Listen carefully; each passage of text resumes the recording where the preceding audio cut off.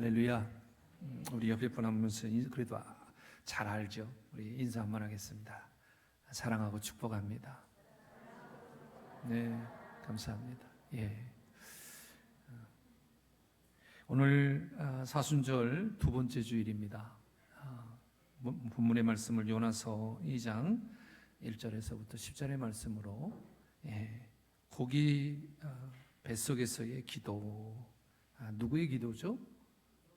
요나의 기도입니다.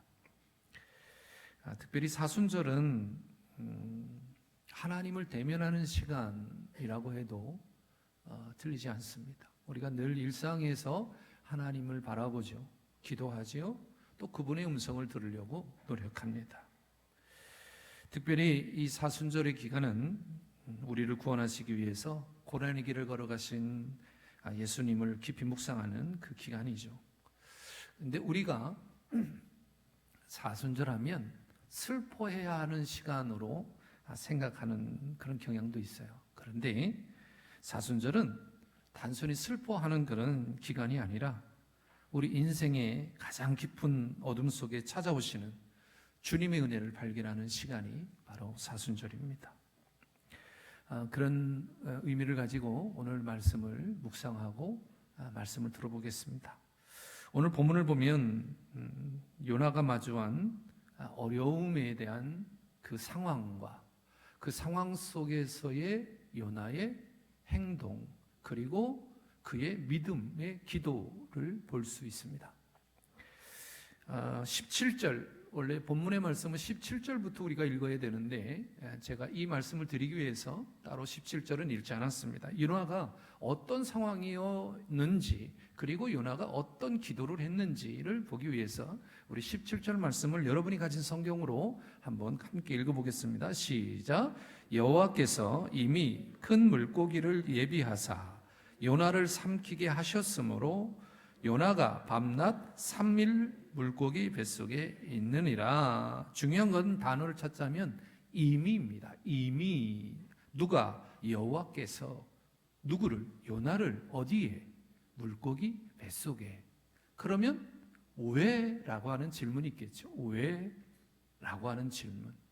이렇게까지 되어오는 과정 속에서 요나는 선지자입니다. 선지자는 하나님이 말씀하시는 말씀을 나의 생각과 또 다른 의견을 첨언하거나 가감할 수 없습니다.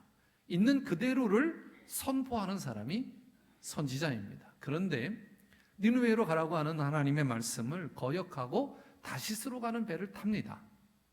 첫 번째 선지자로서의 가장 큰 그런 문제를 일으키게 된 거죠. 그리고 난 그 문제를 하나님은 바로잡기 위해서 풍랑이라는 것을 일으켰고 또 그곳에서 물고기를 통해서 이미, 그러니까 하나님께서는 이미 물고기를 준비하셨다는 겁니다. 준비하시고 나서 그 물고기를 통해 요나를 삼키게 하시고 이후에 오늘 본문에 나타나는 절망적인 그런 죽음의 구렁텅이에서 요나가, 사면에 갇혀있는 요나가 위를 들어 고개를 들어 하나님께 기도했더니 하나님께서는 물고기에게 명하여 그를 토해내게 하셨다. 이것이 오늘 본문의 내용을 요약한 거라고 볼 수 있습니다. 먼저 요나가 어디에 있었느냐라는 거예요. 거대한 물고기 뱃속에 갇혀 있습니다. 그러면 여러분 상상을 한번 해보십시오. 큰 물고기가 여러분을 삼켰다고 가정하에 그 지금의 그 상황을 보면 지륵 같은 아무것도 없는 빛 한 점 들어오지 않는 그런 칠흑 같은 어둠의 공간일 것입니다. 또 한 가지는 요나가 두려움을 느낄 수 있었던 것은 큰 물고기가 우리가 흔히 이야기하는 고래라고 가정했을 때, 고래는 아닙니다. 물고기이지만 물고기가 먹을 수 있는 그 플랑크톤이나 아니면 자기보다 작은 물고기를 섭취해서 그것을 빨아들여서 애기 됐든 뭐가 됐든 소화시키는 그 장소에 지금 요나가 있는 겁니다. 얼마나 두려웠겠습니까? 그렇지 않습니까? 아무것도 스스로 무엇인가를 할 수 없는 그 냄새는 또 얼마나 악취가 냈겠습니까? 그 악취가 그냥 생선이 썩는 냄새가 아니라 죽음의 냄새로 요나는 경험했을 것이라고 봅니다. 요나는 자기가 왜 이런 상황을 겪어야 하는지를 너무나도 잘 알고 있었습니다. 하지만 하나님 낯을 피하고 도망했던 그가 이제는 절망의 순간까지 다가오게 됐어요. 자, 여기까지 지금 그 상황을 우리가 보았는데, 그렇다면 이 장면을 보면서 사순절을 통해서 우리가 살아가는 우리들에게 한 가지 이 사순절이 우리에게 질문을 합니다. 당신의 인생의 물고기 뱃속은 어디입니까? 모든 희망이 차단된 그 밑바닥에서 당신은 무엇을 하고 있습니까? 사실은요, 예수님께서도 이제 뒤에 한번 마태복음의 말씀을 인용을 하겠습니다마는 이 요나가 겪었던 이 3일의 말씀을 예수님이 자신이 십자가에 달리시고 죽으시고 부활하시는 그 3일에 같은 뜻으로 의미로 말씀하시는 장면이 있습니다. 자, 먼저 여러분에게 질문 드렸어요. 여러분의 만약에 이 사순절의 시간 속에 여러분은 어디에 계십니까? 물고기 뱃속에 있습니까? 아니면 또 다른 장소에 계십니까? 여러분이 요나처럼 이러한 상황이 여러분의 사순절 기간에 혹시 경험되는 상황이 여러분에게 있습니까? 우리가 여러 가지 질문을 해볼 수 있어요. 그 첫 번째 질문이 뭐냐면, 요나는 자신의 처해 있는 그 상황을 수월의 뱃속이라고 오늘 본문에 이야기합니다. 내가 받는 고난으로 말미암아 여호와께서 불러 아뢰었더니 2절 말씀이에요. 주께서 내게 대답하셨고 내가 수월의 뱃속에서 부르짖었다. 이 말은 뭐냐면, 이 수월의 뱃속이라고 하는 이 원어의 의미는 음부라는 거예요. 지옥의 다른 이름이죠. 그만큼 절망적이고 아무것도 할 수 없는 상황에 놓여 있었다라는 뜻입니다. 죽음의 문턱에 와 있다는 거예요. 여러분, 물고기 뱃속에 있다는 것은 그 물고기가 가지고 있는 소화하는 그 나름의 작용이 있을 거 아닙니까? 아무리 사람이 있다 한들 그 사람을 예를 들어서 자기가 먹은 그 음식을 소화할 수 있는 기능이 있다면 사람도 그것에 의해서 다 삭기나 하든지 아니면 죽을 거 아닙니까? 그 상황 앞에서 요나가 할 수 있는 것은 무기력 또한 절망, 좌절이었을 거라는 거예요. 그리고 이 자신의 상황을 있는 그대로를 설명하고 있는 거예요. 5절에 보니까 이렇게 이야기합니다. 물이 나를 영혼까지 둘러싸우며 기쁨이 나를 에워쌌고 바다풀이 내 머리를 감쌌다. 철저한 고립과 절망을 표현하고 있는 것이 요나의 고백이에요. 그렇게 절망과 고립이 되어 있는 그 순간에 요나는 시선을 다른 곳으로 돌립니다. 4절인데요. 우리 같이 한번 읽어보겠습니다. 4절 시작. 내가 말하기를 내가 주의 목전에서 쫓겨났을지라도 다시 주의 성전을 바라보겠나이다 하였나이다.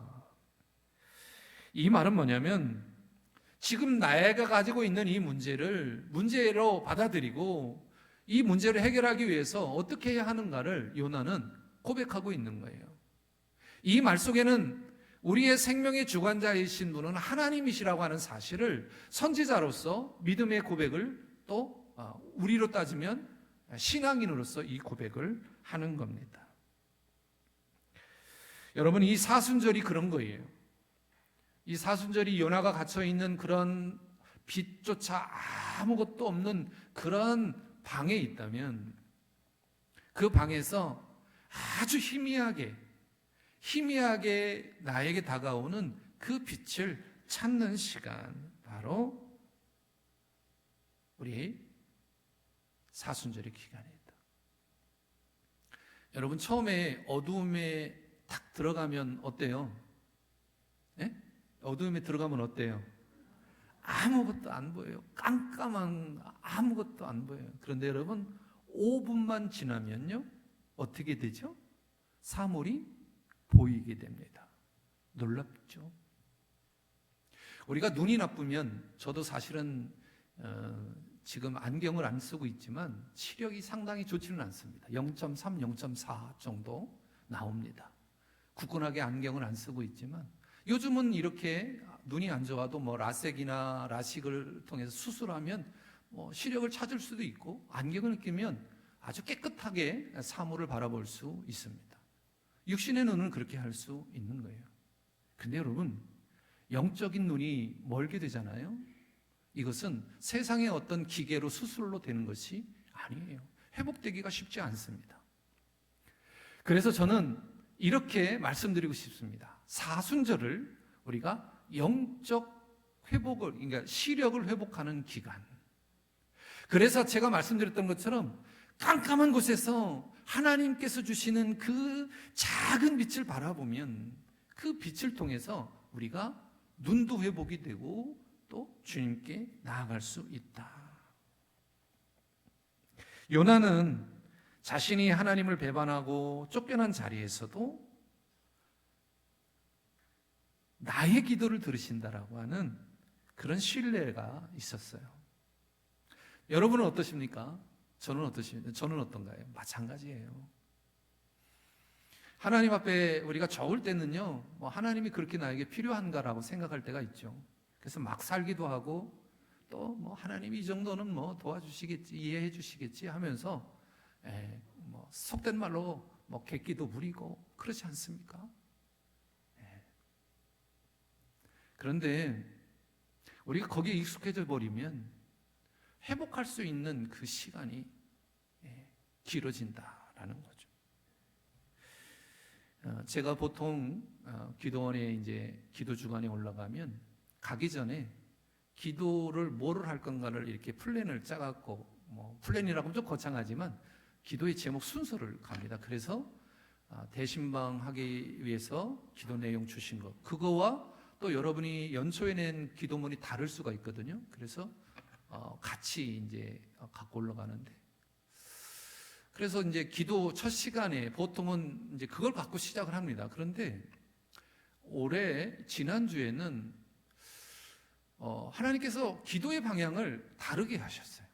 그게 뭐였냐면, 이제 기도하려고 자리에 앉았는데 보통 이제 개인굴 아니면 11시 예배가 끝나고 밥을 먹고 2시부터가 아주 조용해서 기도하기 딱 좋습니다. 여러분도 한번 이제 가보시면 뭐 좋을 텐데, 조용히 묵상을 하는데 하나님께서 저에게 기도하게 하시는 게 뭐였냐면, 뜬금없이 제가 신학하면서 하나님을 향해서 품었던 그 소망에 대해서 기억하게 하는 거예요.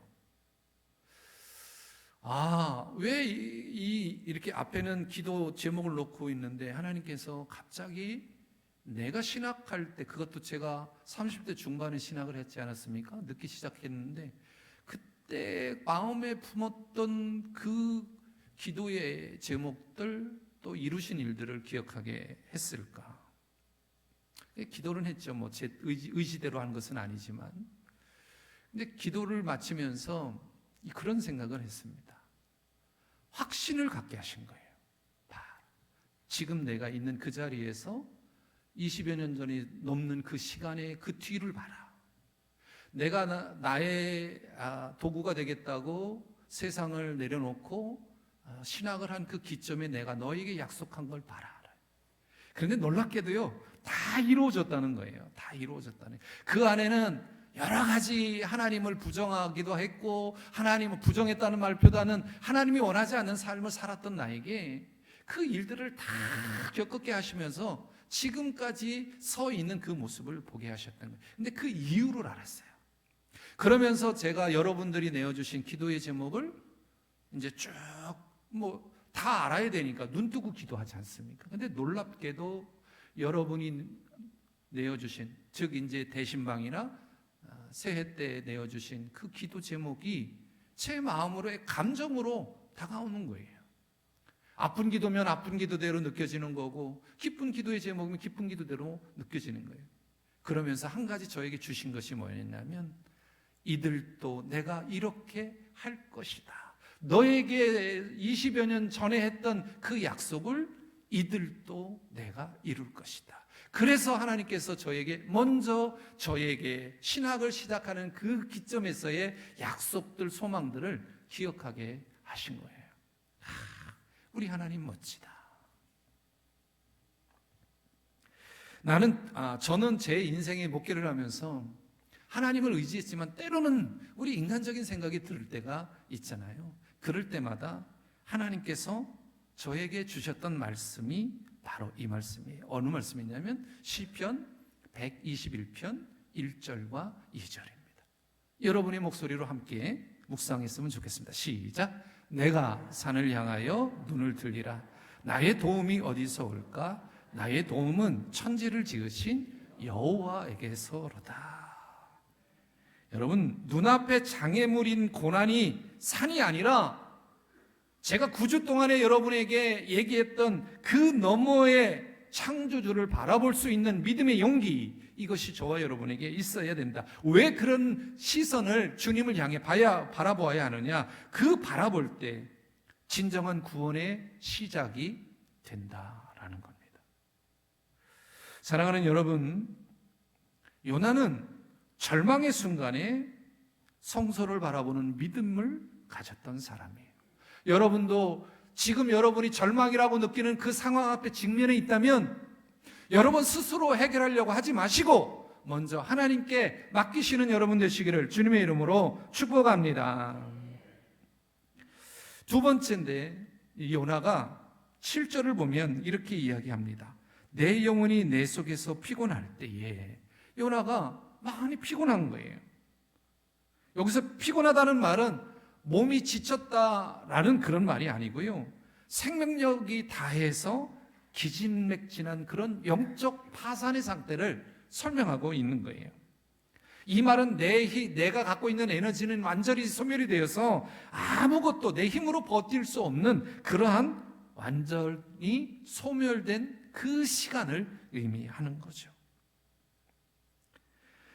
그런데 요나가 뭐라고 이야기하냐면, 그럴 때에 내가 여호와를 생각했더니, 하나님을 생각했대요.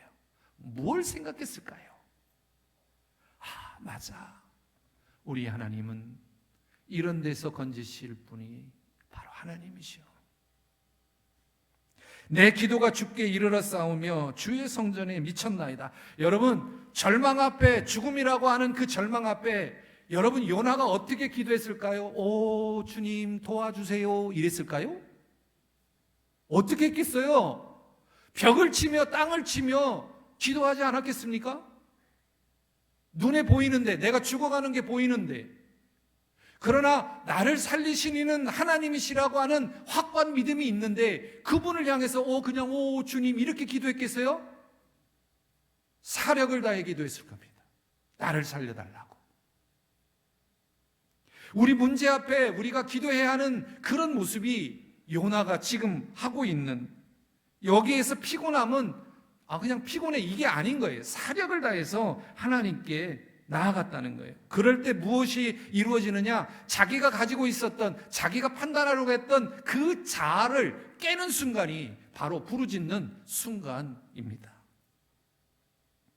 제가 기도하기 전에 하나님께서 나에게 붙들게 하셨던 게 하나님과 약속했던 그 소망의 기억이라고 했잖아요. 아마도 요나도 하나님께서 선지자로서 그 일들을 행하는 모든 일들 가운데 하셨던 그 소망의 기억을 붙들었을 겁니다. 생명의 주관자이신 분이 하나님이시라는 사실, 나를 살리시고 죽이시는 분도 하나님이시라는 사실을 알았기에 그는 정말 처절하게 몸부림을 치며 기도했을 거예요. 물론 본문에는 그런 기억이, 내용은 없습니다. 그러나 우리라면 그렇게 기도했을 것이기 때문에 그렇게 우리가 생각해 볼 수 있는 거예요. 여러분, 요나는 물고기 뱃속에서 자신의 불순종을 후회하는 것에 머물러 있지 않아요. 그리고 이후에 하나님의 그 신실하심이 어떤 신실함을 자기에게 허락하셨는지 기억하면서 그 하나님을 부르짖습니다. 바로 사순절이 그런 기간이에요. 이 사순절이 나의 영적 시력을 회복하는 기간이라니까요.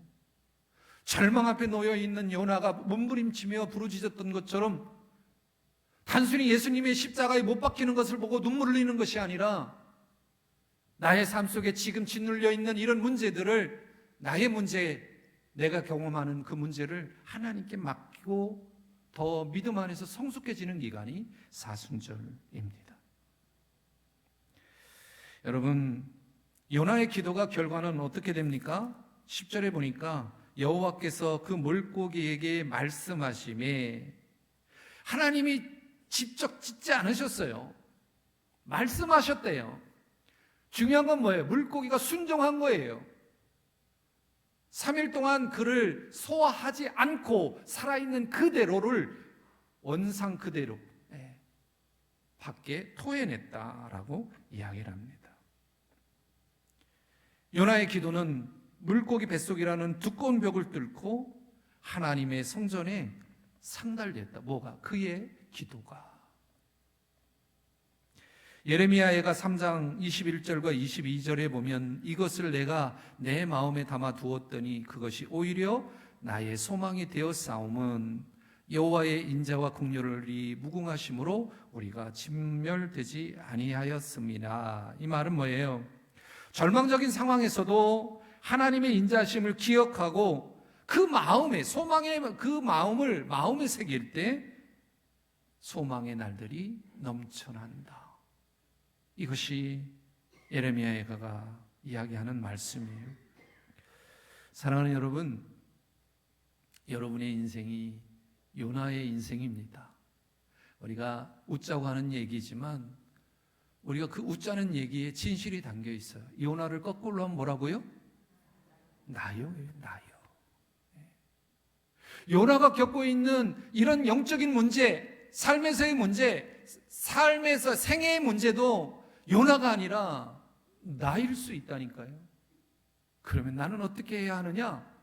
성경은 기록하고 있어요. 뭐라고? 기도해야 한다. 여러분, 우리가 사순절에 예수님을 바라보고 영적인 시력을 회복하고 믿음이 커야 하는 결정적인 이유는 예수님도 친히 요나의 고난을 자신의 고난과 연결시키고 있음을 우리는 알고 보았기 때문에 그렇습니다. 마태복음 12장 40절입니다. 같이 한번 읽어보겠습니다. 시작.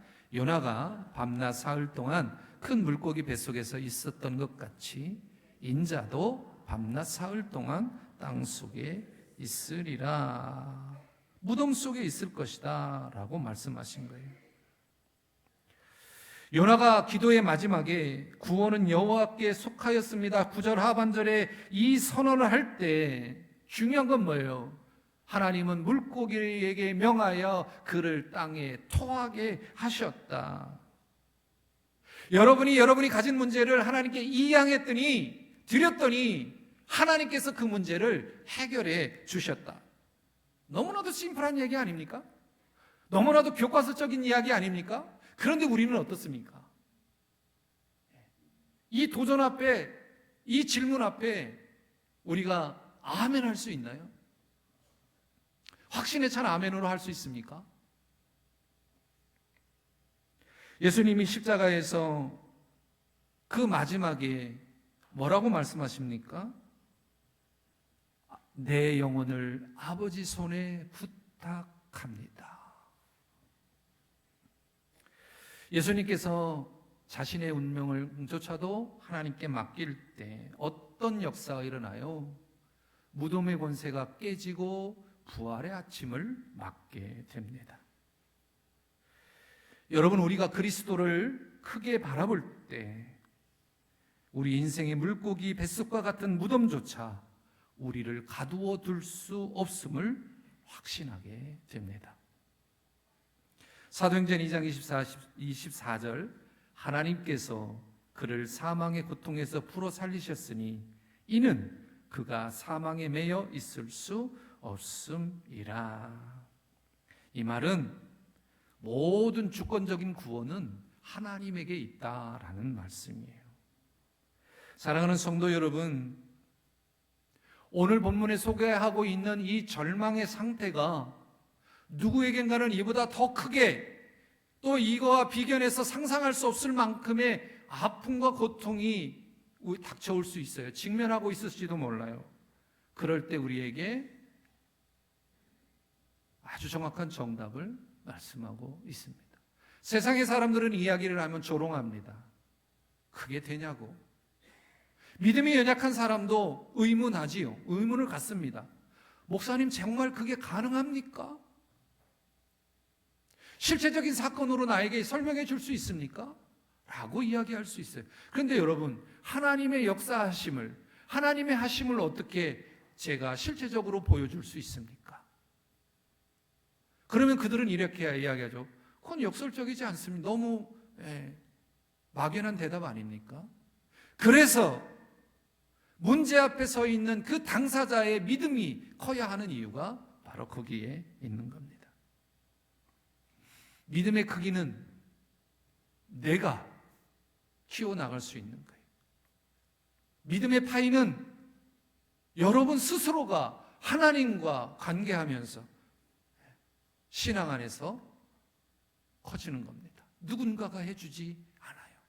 누군가가 여러분을 위해 도구 기도를 평생 하더라도 그 사람의 믿음은 커지지 않습니다. 저와 여러분이 이 사순절을 통해서 지켜야 될 믿음의 자세, 여러분과 제가 동일하게 이 선포를 통해서 이 사순절과 이 두 번째 주일을 지냈으면 좋겠다 하는 마음으로 사순절에 우리가 지켜야 될 믿음의 자세 세 가지를 전하면서 말씀을 마치고자 합니다. 그 첫 번째, 고난의 자리를 거룩한 기도의 자리로 바꾸시길 바랍니다. 왜요? 요나가 그렇게 했더니 하나님의 놀라운 은혜, 생명을 다시 얻게 되었다. 물고기 뱃속은 요나에게 형벌의 장소였어요. 하지만 하나님께 나아갔더니 하나님을 단독으로 만나는 지성소가 되었다는 겁니다. 여러분, 우리가 사방에 막혔다고 생각하면 탄식하지요. 하지만 옆은 막혀 있어도 위로는 뚫려 있습니다. 그 하나님을 바라보시기 바랍니다. 두 번째, 따라합시다. 부활의 소망으로 미리 감사하십시오. 9절의 말씀인데, 나는 감사하는 목소리로 주께 제사를 드리며 나의 소원을 주께 갚겠나이다. 구원은 여호와께 속하였나이다 하니라. 요나가 아직 이 물고기 뱃속에 있는 거예요. 그런데 여러분, 거기서 어떻게 감사의 조건이 나와요? 선제적 감사를 하는 겁니다.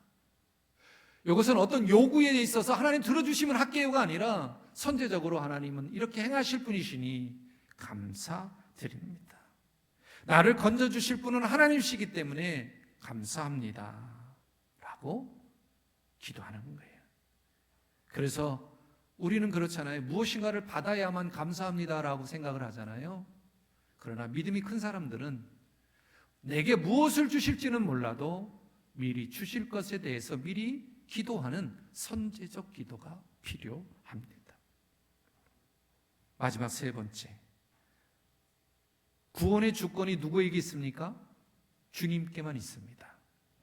이게 세 번째 우리가 지켜야 될 자세, 구원의 주권이 주님께 있음을 선포하십시오.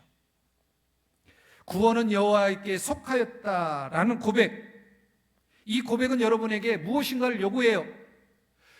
구원은 하나님께 속했다, 여호와께 속했다라고 하는 이 고백에 있어서 우리들이 하지 말아야 될 것이 뭐냐면, 내 노력, 나의 계산, 나의 계획 없어야 합니다. 그래야만이 나의 구원은 주께 있다 고백할 수 있는 거예요. 다 내가 해보고 안 되니 하나님 어떡할래요? 이거 어떡하시겠어요? 당신 아들 죽게 생겼는데, 딸 죽게 생겼는데. 자, 제가 이렇게 말씀을 드려도 아직 될라나 말라나, 괜히 내가 하면 될 걸 하나님께 했다가 안 되면 어떡해, 이러한 고민이 되시는 분들은 믿져야 본전이잖아요. 따라합시다. 믿져야 본전. 네. 뭐 여러분 투자하지 않았잖아요. 네. 한번 투자해 봅시다. 뭐를? 기도를 하나님께 맡겨 봅시다. 그리하시면 저는 20여 년 전에 저에게 약속하셨던 그 일들을 제가 목사로서 여러분에게 말씀드리는 거 아니에요. 지금까지 하나님이 내가 기도했던 모든 것을 다 이루셨던 그것을 바라보면서 우리 하나님은 절대로 헛말하시는 분이 아니시구나. 여러분 주님 앞에 맡겨보시길 바랍니다. 그러면 하나님이 놀라운 일을 여러분에게 행하실 거예요.